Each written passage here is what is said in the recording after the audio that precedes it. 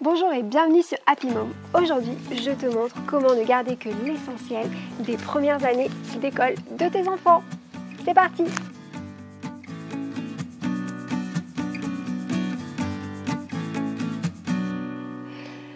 Alors, on se retrouve avec ma petite assistante Kali et on va te montrer comment on fait pour ne garder que le meilleur des premières années d'école. Allez, c'est parti!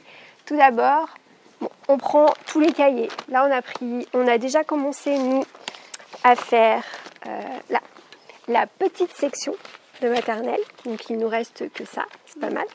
Et là, on va faire aujourd'hui la moyenne section, parce que Kali, cette année, elle est en grande section. Donc, la moyenne section, on peut déjà commencer à trier.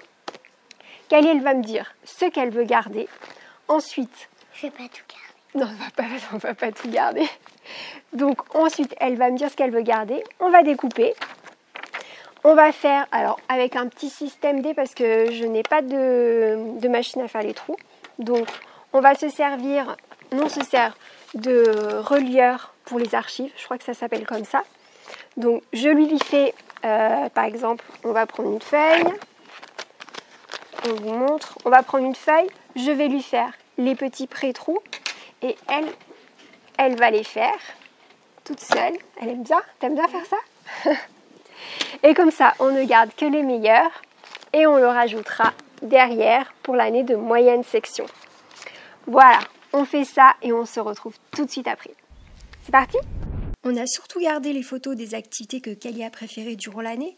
Quelques histoires, des chansons, les anniversaires des copains, des copines. Tout le travail de lettres, de tracés, ça on n'a quasiment rien gardé. Et j'ai bien vu avec mon fils, à partir du CP, ils font beaucoup moins d'art plastique. Il a gardé quelques photos de la sortie de fin d'année, des projets qu'il a pu faire en classe, et c'est tout. Plus on avance dans la scolarité et moins on garde de choses. Ça ne sert à rien de garder le travail de l'année d'avant. Jamais on ne retourne fouiller dedans.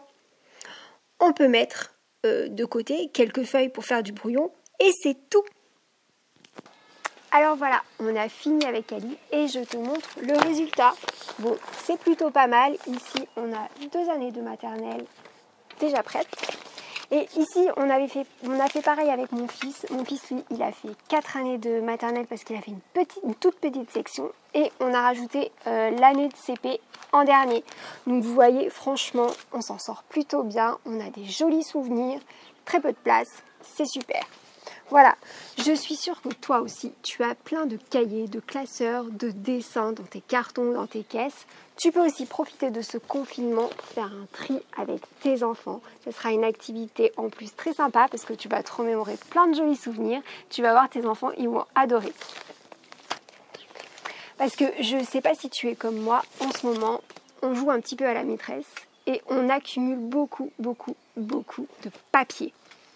Alors, on se rend compte qu'il faut trier parce que, alors moi, déjà avec un enfant, j'avais un carton rempli de dessins et de cahiers. D'ailleurs, à ce propos-là, je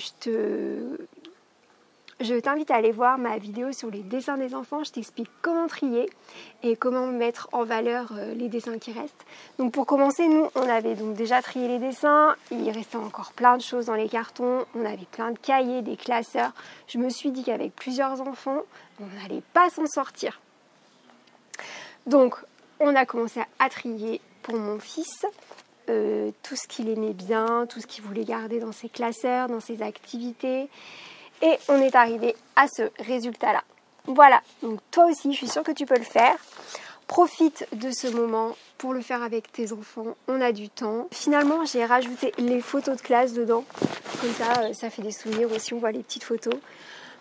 Voilà, c'est sympa à faire et tu verras, ça prend beaucoup moins de place. Imagine tous les cahiers, les classeurs que j'ai pu éliminer et ne garder que ça. Franchement, c'est top.